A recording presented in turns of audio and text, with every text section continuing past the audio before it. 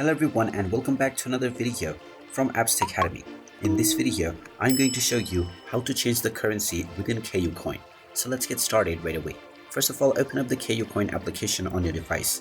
And once you open it up, if you haven't logged into your account already, you will see the sign up/login button at the homepage. Go ahead and tap on this button and use your email address or your phone number, or you can also use your Telegram account to log in. Once you have been logged into your account, in order to change your currency, tap on your user ID at the top left corner.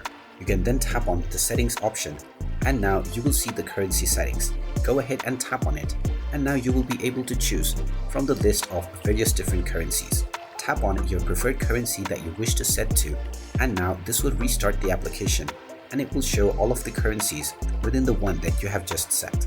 You can go back to the settings menu and change your currency at any time that you wish, and it will be changed right away.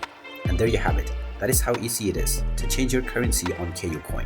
If you find this video helpful, make sure you hit that like button and subscribe to our channel if you haven't done so already.